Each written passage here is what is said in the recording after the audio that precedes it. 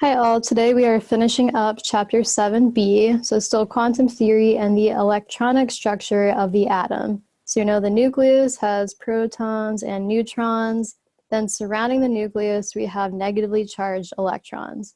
We have been looking at in chapter 7 how exactly those electrons are actually oriented around the nucleus.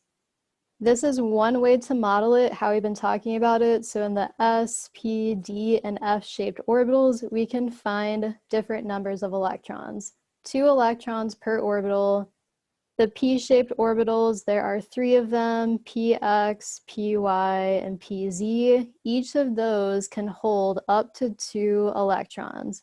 So in total, the P orbitals can hold up to 6 electrons. This is just one way chemists think about these electrons being oriented around the nucleus. So through those quantum numbers, N, L, M sub L, and M sub S. So in this topic, we're going to go through identifying quantum mechanics errors in electron configurations. So which ones are possible, which ones could make sense, but which ones are wrong. So just looking at this right here, we can already see that the p orbital cannot hold 8 electrons, it can only hold 6. So we're going to look at these different questions here and fix any errors in these proposed electron configurations. So in solving this problem, electron configurations can easily become complex, like we've seen, so it's good to develop the habit of checking our work whenever we write an electron configuration. Did what we set up, does it look right? Does it look possible? Or do we need to fix any mistakes we may have made? Let's go through some typical types of errors we could see.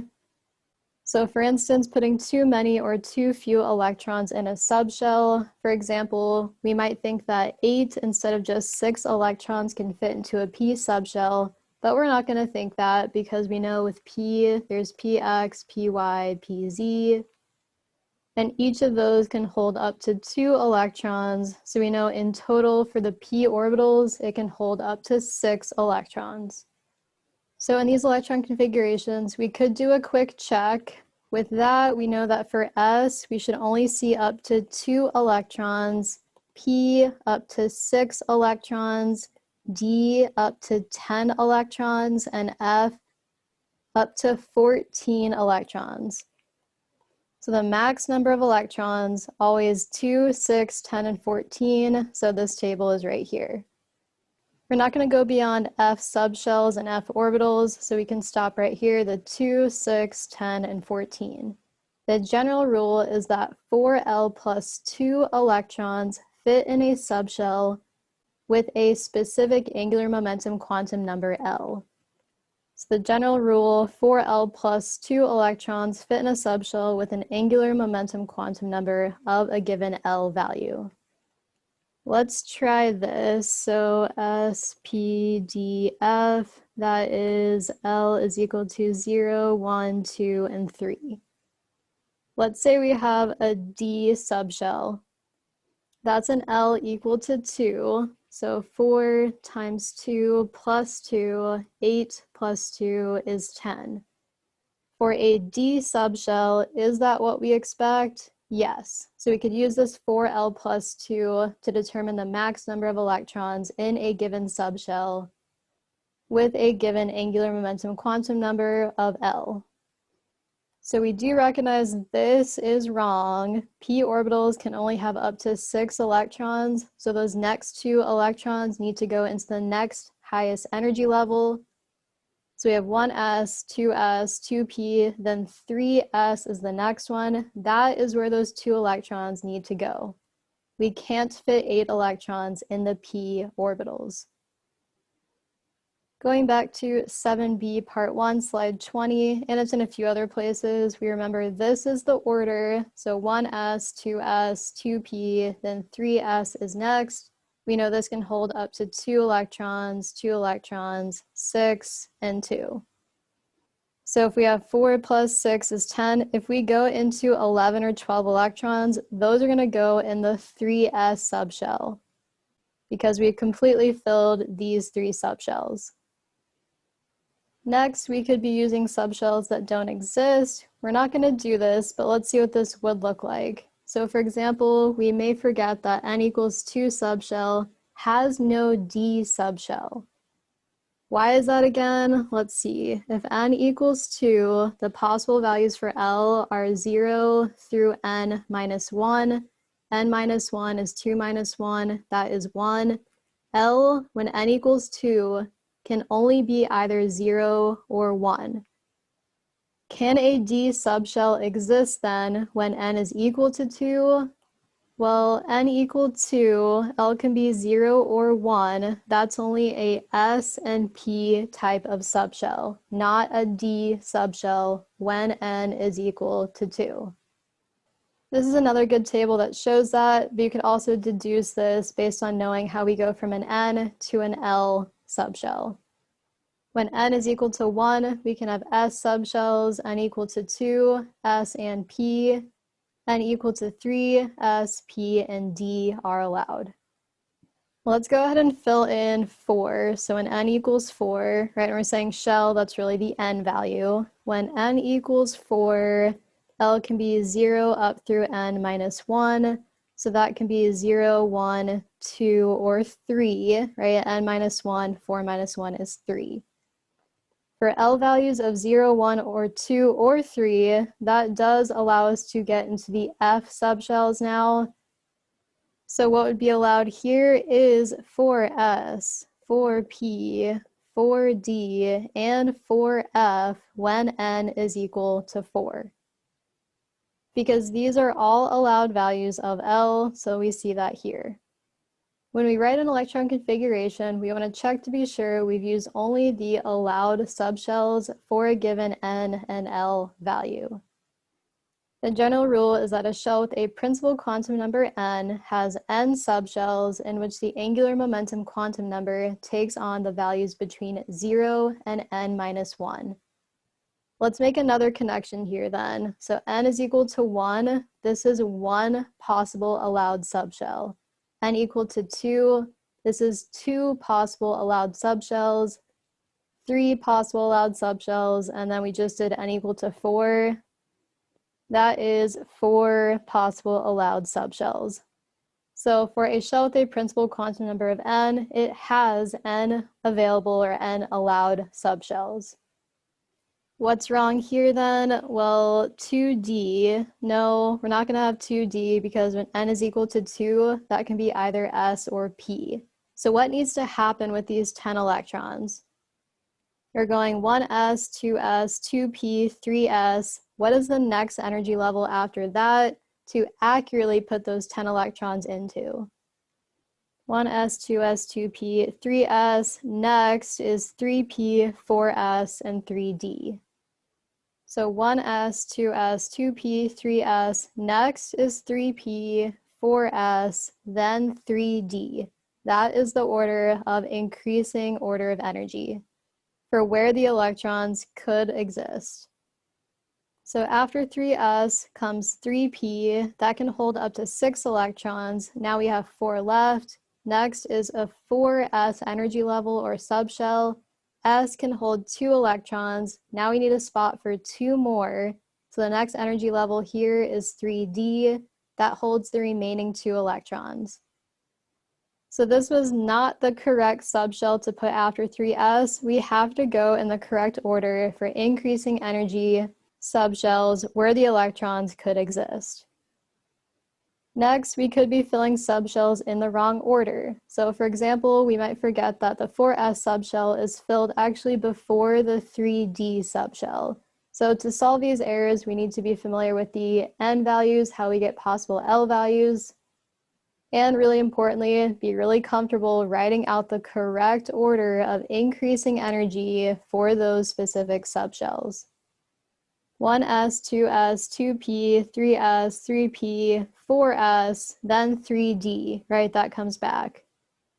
What's happening in this one is that we're going from 3P to 3D. That is not the correct next energy level. We are missing 4S.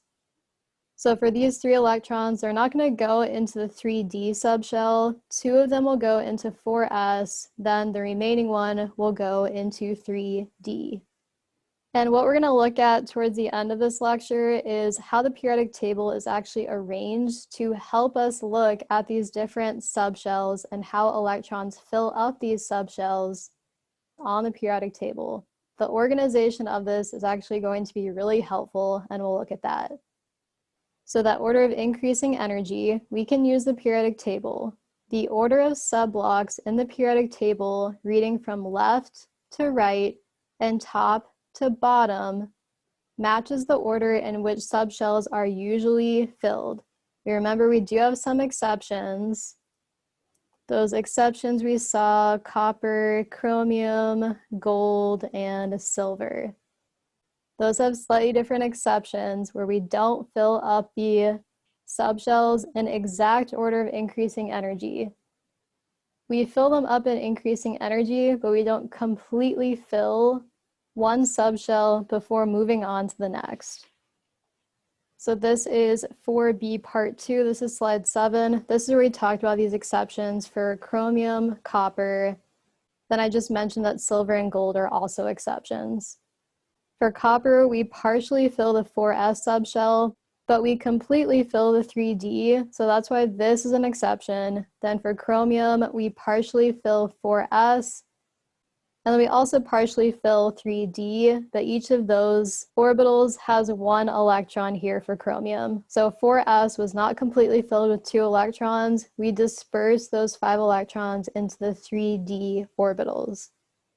So this was the slide, and this is where we talked about exceptions initially. So definitely be aware that there are some exceptions that exist: copper, silver, gold, and chromium, and have a good understanding of why.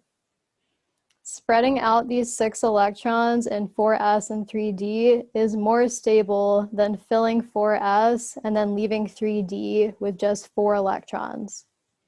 Because these 4 would be filled, this one is empty, but this would have 2 electrons here in 4s. That is not as stable as bringing that 6th electron over here in 3d.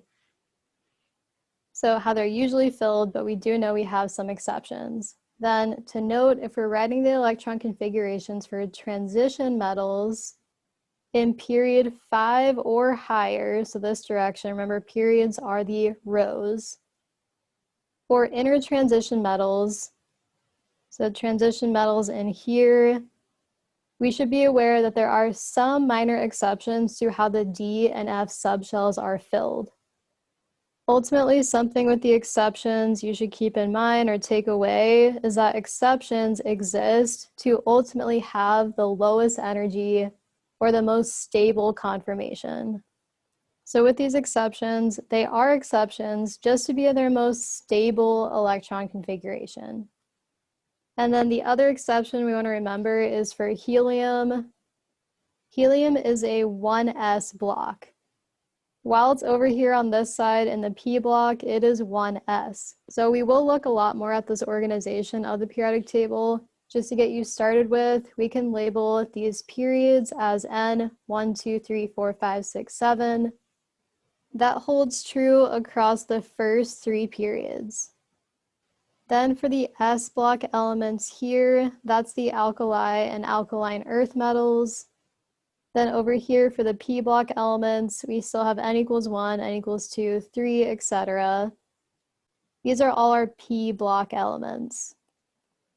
For our class, we're focusing on the S and the P block elements, but remember helium is one of our S elements.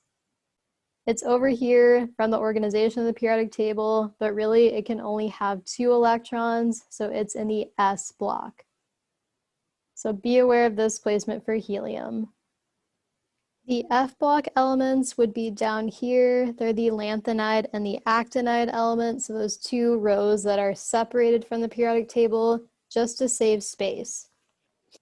Those actually fit into this portion of the periodic table, but they're shown below, again, to save space. But we're not going to look too much into the F block elements or the D block elements too much. For the D block ones, though, you should be aware that this N changes now. So in the 4S row and the 4P row, for the D block elements, this is actually N equal 3, then N equal 4, 5, and 6. So S and P, 1, 2, 3, 4, 5, 6, 7, etc. But for the D block elements in the fourth row, that's actually N equal 3 for the D block elements. So something to keep in mind, it's a helpful tool, but there are some different kinds of exceptions we need to be aware of when using the organization of the periodic table to help us with these electron configurations.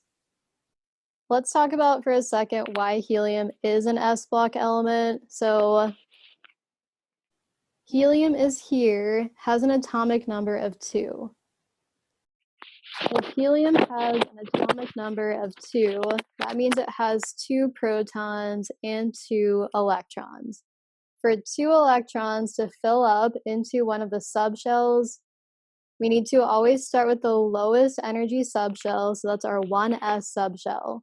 S orbitals can hold 2 electrons, so helium only has 2 electrons it needs to be filled. So those 2 electrons of helium fill the 1s subshell. So it's not a p block element because there are only 2 electrons for it to fill. So it's 1s2 electron configuration for helium, even though it's over here on the periodic table. So let's apply these rules, possibly what we should look out for when writing out our own electron configurations. In the first proposed electron configuration, the number of electrons in the 2p subshell is wrong. We know for 2px, 2py, and 2pz, this can hold 2 electrons, 2 electrons, and 2 electrons. In total, our p subshells can hold up to 6 electrons and not 8. We could check that too. So S, P, D, and F, 0, 1, 2, 3 for our values for L. So when we have p orbitals, L is equal to 1, 4 times L plus 2. So 4 plus 2, that's 6. That's how many electrons we can put into p orbitals. So we know this is incorrect. Then next, in the second proposed electron configuration, the number of electrons in the 1s and 2s subshell is wrong. For 2s, this s orbital can hold 2 electrons, this one 2 electrons. S orbitals cannot hold 4 electrons. Let's try the rule again with 4L plus 2. So S, P, D, and F, L can equal 0, 1, 2, 3. I keep writing this out because it's good practice to see. So for S subshell, L is equal to 0. So 4 times 0 plus 2 is just 2. S subshells can only hold 2 electrons, so this is incorrect. Then in the third electron configuration, subshells are filled in the wrong order. For example, the 3D subshell should be filled after the 4s subshell. Let's use this N plus L rule. I know there are a few different equations. Let's see how this one plays out into proving why the 3D subshell should be filled after the 4s subshell. Which one has the higher energy here? This is N equal 3, N equal 4. For D, that's an L value of 2. For S, that's an L value of 0. This is 5, this is 4. This is a lower energy, so it should be filled before the one with a higher energy. So 4s filled before 3D. So going back up here, 3D is in here, but we need to fill 4s first. That can hold 2 electrons. Then we have 7 more to account for. What is the energy level after 4s? Well, after 4s, then we have 3D. So for 4s, then we have 3D. We're not going to put all these 9 electrons here. We put 2 right here. We have 7 left over. Before moving on, can the d orbitals hold those 7 electrons? Yes. Right, d can hold up to 10 electrons, so this is okay to put 7 electrons here. So that was a good check to do. Rather than just assuming that those 7 electrons can go in the next energy level up, does that energy level have the capability of holding on to those 7 electrons? Here it does. So now in correcting this one, we know this can't be 2p8, so we do need to disperse those other 2 electrons somewhere. This can only be 2p6. Then we have 3s2, 3p3. We can put those 2 extra electrons here, but we couldn't add them here because s can hold only up to 2 electrons, so that's filled. So then 3p5, p can hold up to 6 electrons, so this is okay to do, putting those 2 electrons here in 3p subshell. So here's our corrected answer for this first part. Then we need to change this to 3d7 and add in that 4s2 for the third one. So 4s2, 3d7, this one's all set as well. Then for this one, we definitely can't put 4 electrons here. This needs to be 1s2, 2s also can't hold 4 electrons, so 2s2. Now we have 4 extra to account for because we had 12 we were trying to put into place. So 12 here. Next is 2p, that can only hold up to 6. So amongst the 12 electrons, we've only placed 10 so far. After 2p6 comes 3s. And let me move this 6 over now. So 2p6, 3s then, that has to hold 2 electrons that are left over. So 1s2, 2s2, 2p6, 3s2 to correct this one. So here's our corrected answer for this one. Now we'll move on to this next topic. So looking more at the periodic table in reference to identifying these s, p, d, and f block elements. As mentioned here, these are all of our s block elements. Here's p, d, and f, n equals 1, n equals 2, etc., except when we get into the d orbitals and the f orbitals as well. So now notice, importantly, this is now n equals 3, while over here, this would have been n equals 4. So watch out for this one here. This is also n equals 4, 5, and 6. So it's just off by 1 number here for the principal quantum number, or n. And then importantly, again, don't forget, helium is an s block element. It only has 2 electrons. So to fill this is 1s2.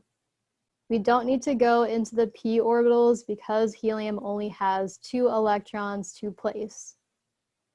So these first 2 columns of the periodic table are the s block elements because the outermost shells with electrons are s orbitals.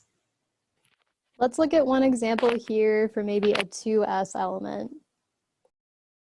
So for our s block elements, this is n equal 1, n equal 2. This should all be 1s and 2s. Let's prove why lithium and beryllium are both 2s elements.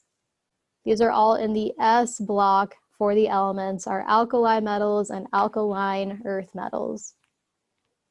So for lithium with an atomic number of 3, that has 3 protons and 3 electrons. To fill in these 3 electrons, we're going to go 1s2. We need 1 more. So that 1 more electron goes into the 2s orbital, or 2s subshell. That's why this is a 2s element here for lithium. For beryllium then, that has 4 protons and 4 electrons from its atomic number here. To place those 4 electrons, we're going to start with 1s.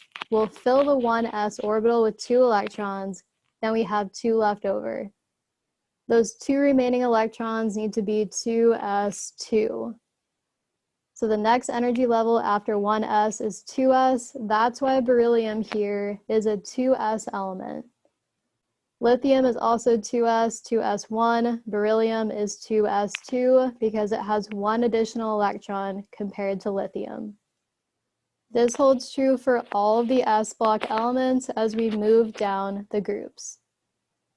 Next, the last 6 columns of the periodic table are the p block elements except for, of course, helium. Helium is 1s2 electron configuration. Helium is really an s block element. So these p block elements, not helium, right? But the p block elements are p block elements because the outermost shells with electrons are p orbitals. Let's look at one example in the p block. Let's try carbon here, an atomic number of 6.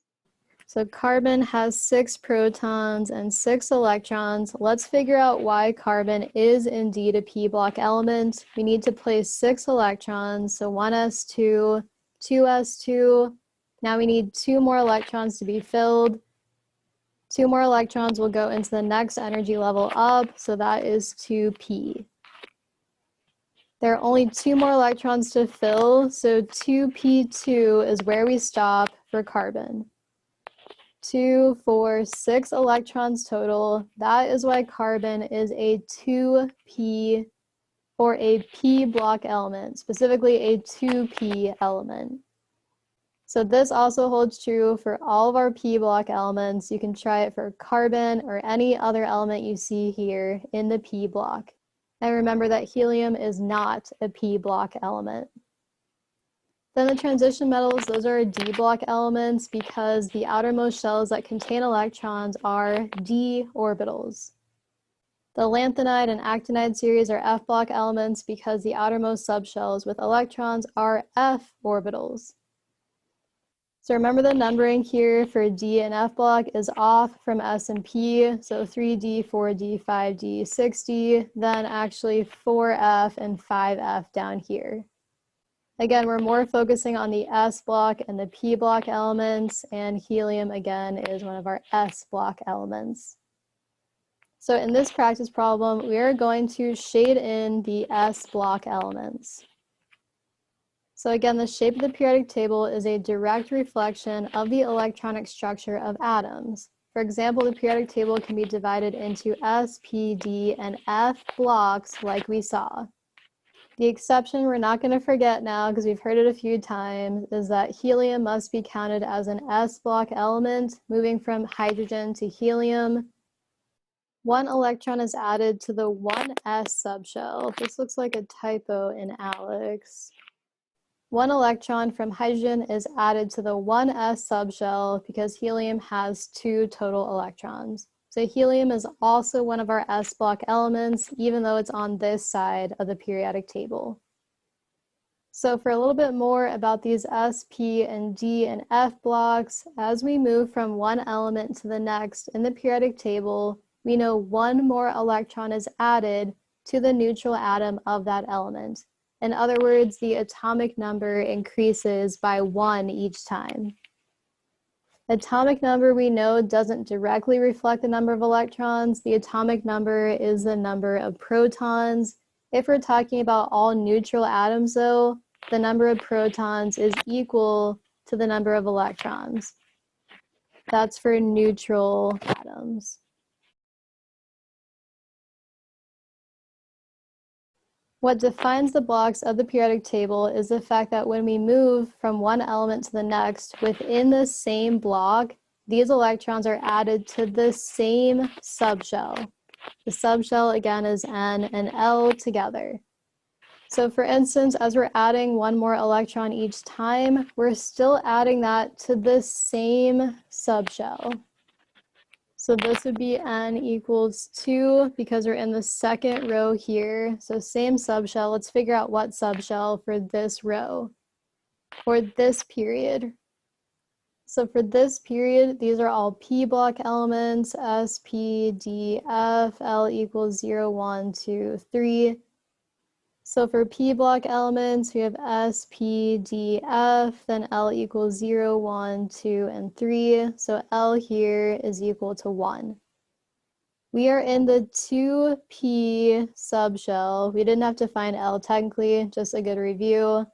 2P subshell. As we're moving this direction, we're adding 1 more electron each time until we fill that 2P subshell, which is filled then when we have 6 electrons in the 2P subshell. So we add an electron each time. When we're in the same row or the same period, we're adding an electron to that same subshell. So next, notice this means the number of elements in each row of a block must be equal to the total number of electrons that can be added to that type of subshell. So that is, for instance, for an S subshell that can hold 2 electrons, there are 2 elements in each row of the S block of elements.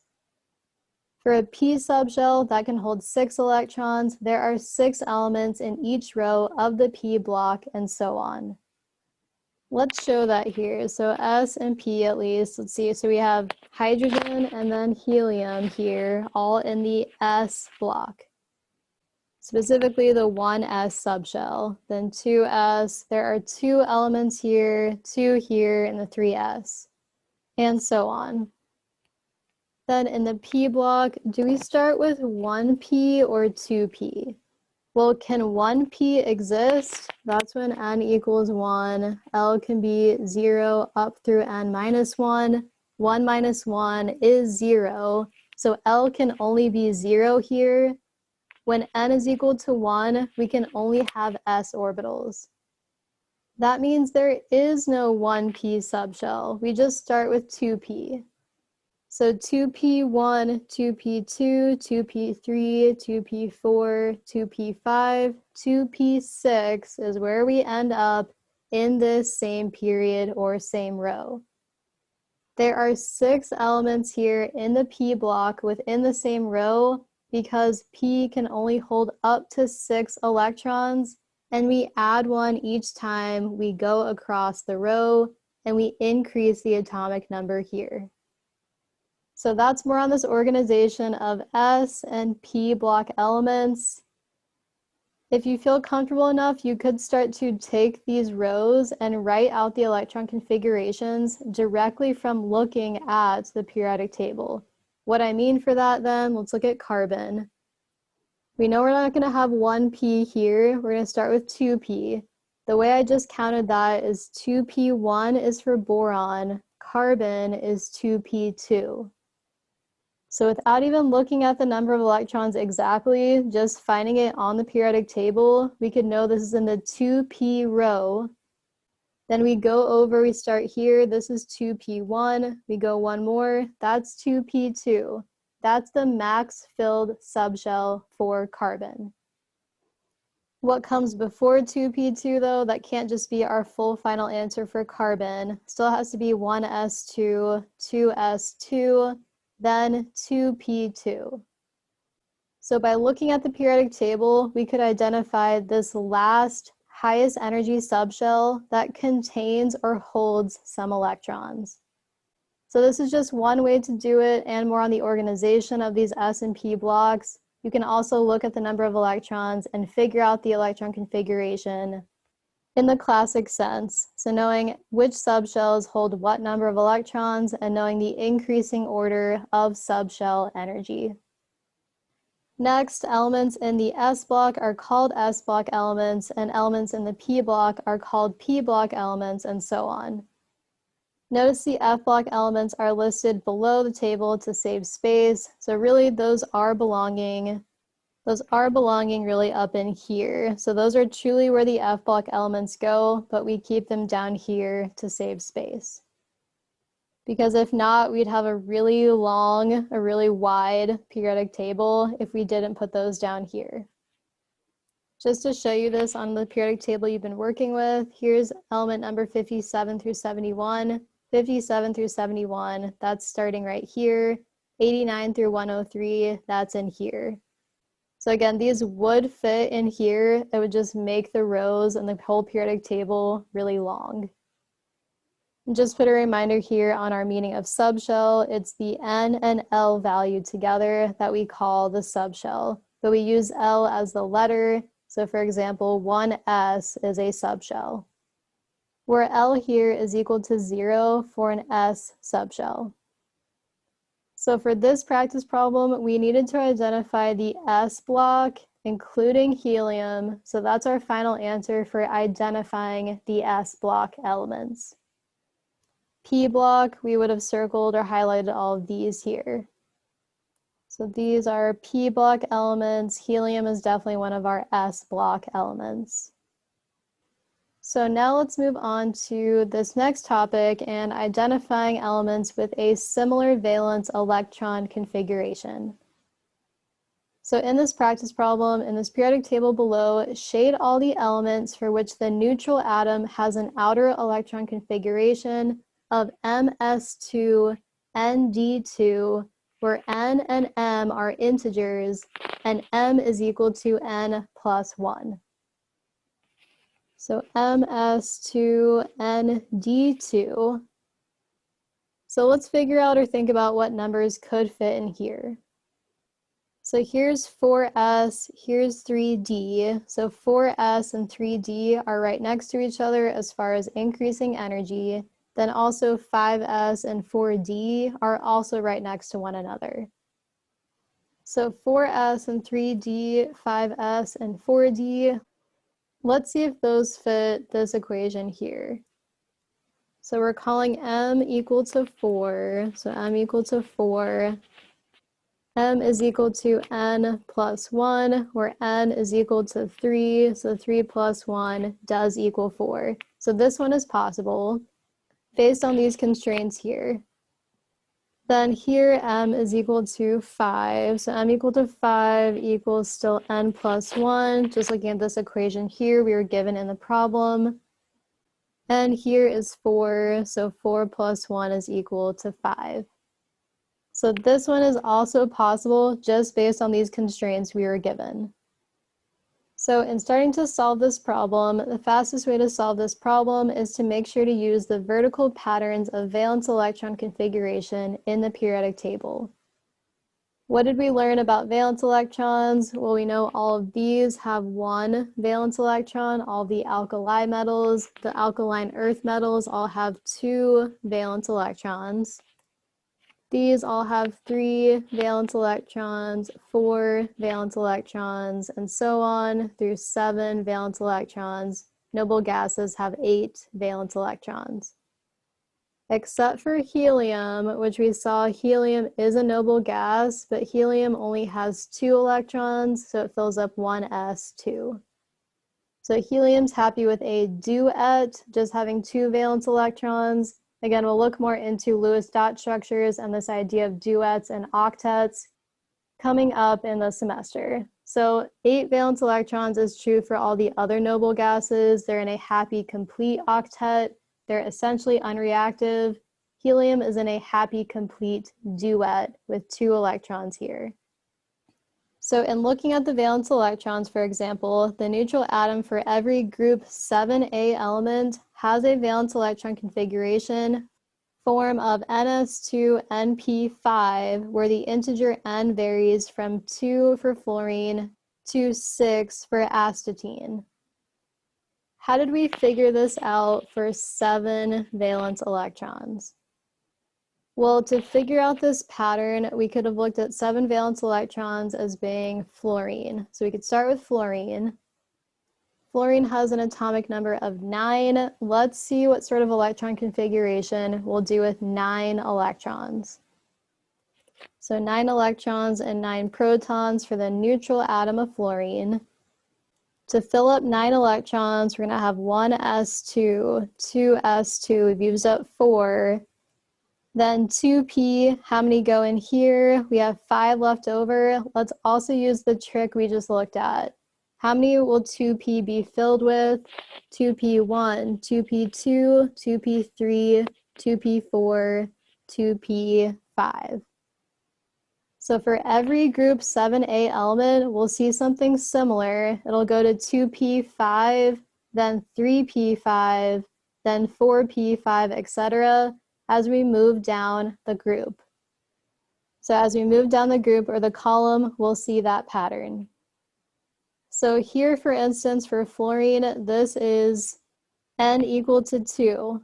Here's 2 and here's 2. If we go down one row, we'll see the same thing, but it'll end up at 3s2, 3p5 for chlorine, for example.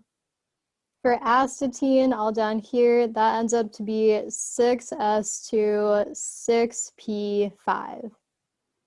How do we get that again? Well, there can't be a 1p row because that doesn't exist.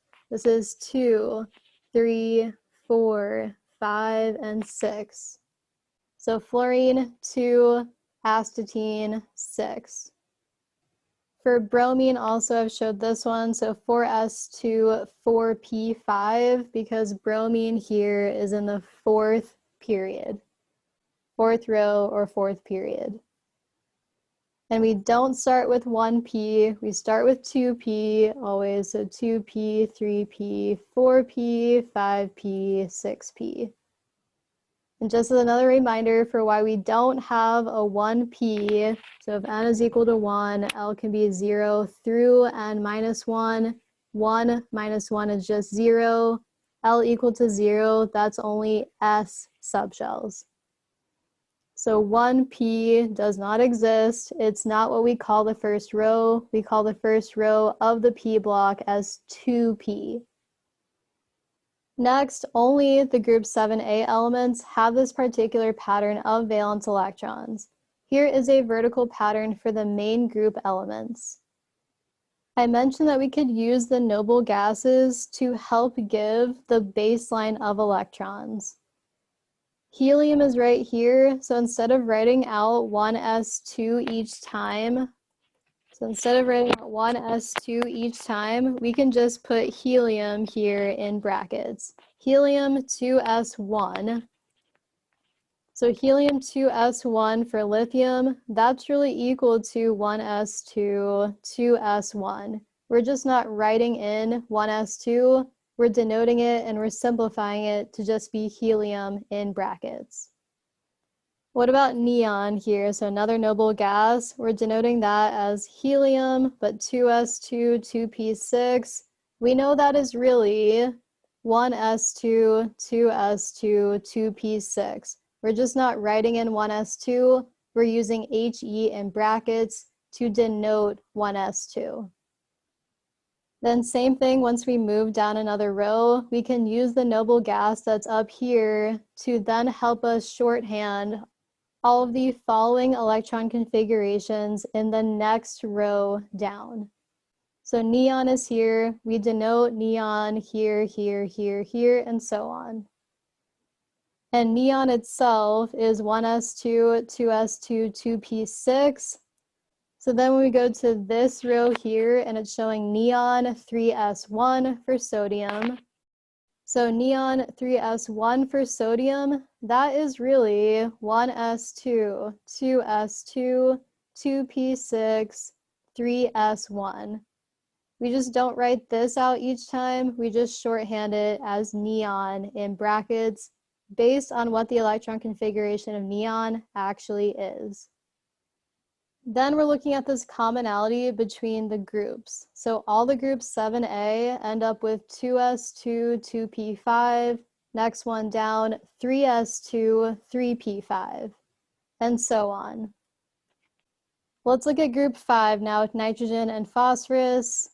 So we've sort of cut out the row here, the different D block elements, just to point that out too. We've cut out the D block, we're just looking at the S and P block elements. So group 1A, 2A, then we jump over to group 3A. So group 1A, 2A, we've jumped over to group 3A, so just to be aware in that view we're looking at. So here's the view we're looking at, and then for instance, let's look at, well, nitrogen and phosphorus, 2s2, 2p3, 3s2, 3p3. So these electron configurations here, we change the value for n, but they look similar as we go down specific groups. Groups, which are our columns. Then the outer electron configurations of the D block elements have fewer reliable vertical patterns. There are more anomalies and exceptions for the D and F block elements. Let's look at the first and last two columns that are noteworthy. So first two columns and last two columns of our D block elements from the periodic table, we're looking at the first two columns and the last two columns of the D block elements. So for the D block elements, for those electron configurations, we need to look at these different kinds of patterns. We should keep in mind that in addition to the valence electrons, the D block elements after the lanthanum in period 6 also have a completed 4f subshell outside of the noble gas core, and the D block elements after actinium in period 7 also have a completed 5f subshell outside of the noble core. Again, we're focusing more on S and D, but just be familiar that there are D blocks and F blocks, and those certain exceptions we saw for copper and chromium in the D block elements. And looking at scandium and titanium, for instance, these are the first 2 columns of the D block elements. We notice 4s2, then 5s2. So 4s2, then 5s2, and 3d1, and then 4d1. So 4s2, 3d1, then we jump up an n value for both of these subshells. So 4s2 is now 5s2, 3d1 is now 4d1. So we no longer have equivalent n values for specific elements. This is an n value of 4, this is 3. That's just based on the increasing order of energy for those specified subshells. We know 4s comes before 3d, so that's why we have this difference here for the n values within each element in the D block elements. Titanium, same thing, so 4s2, then 5s2, 3d2, then 4d2. So we're jumping up an n value when we go down the column, each time we go down the column. Then in the last 2 columns for the D block elements, let's take a look here. So copper and silver, these are where we saw those exceptions. So copper is 4s1, 3d10. Notice 4s is not completely filled. It's one of our exceptions we looked at. Silver is also an exception, 5s1 and 4d10. We again are jumping up an n value, and we are not filling the s subshell here. Instead, we're filling the D subshell because that is ultimately more stable when that element has an exception to it. For elements with electron configuration exceptions, they just want to be in their most stable, lowest energy configuration. Next for zinc here, similar, we go 4s2 to 5s2, 3d10 to 4d10. Be somewhat familiar with D and F block elements, but again, our focus is mostly on the S and P block elements. So then to solve this practice problem, we're looking for an outer electron configuration of ms2nd2. Where are we going to see nd2 and ms2? Well, ms2, that's going to fill up the S block elements. That's going to be somewhere past the S block elements, so either past 4s or past 5s. Right, so this is going to be 2 and 2. Here's 1s, 2s, 3s, 4s, and 5s. So let's look at 4s2, then the 3d, then we'll look where this one would be. So 4s2 is here, 3d2, that's going to fill up this one and one more. That means titanium is going to be left with 4s2, 3d2. Why not this element? Well, this is 4s2, but just 3d1. This is 3d2. So 4s2, then 3d2, we end up here with titanium. Let's do the same thing for 5s2. So 5s2 will fill here. Then for this to be 4d2, we need 2 more electrons. That's going to be this element here. If we follow suit with this same pattern, we can go beyond 4s2 and 5s2, 3d2 and 4d2.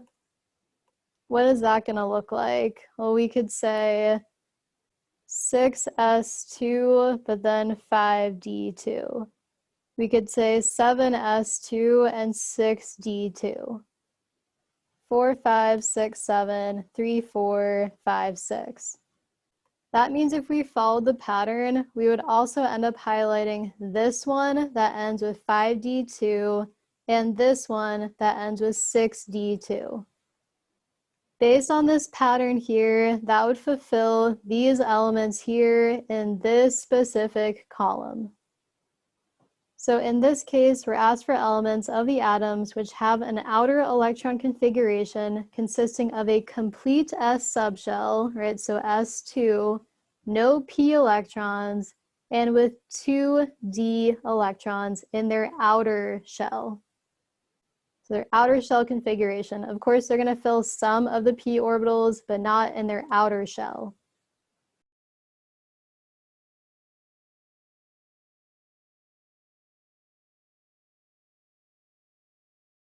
So these all have a complete S subshell with 2 electrons here, right? This is just one S electron in the outer subshell. These would have 2 electrons in their outer subshell. So then this is our final answer for the elements we want to highlight.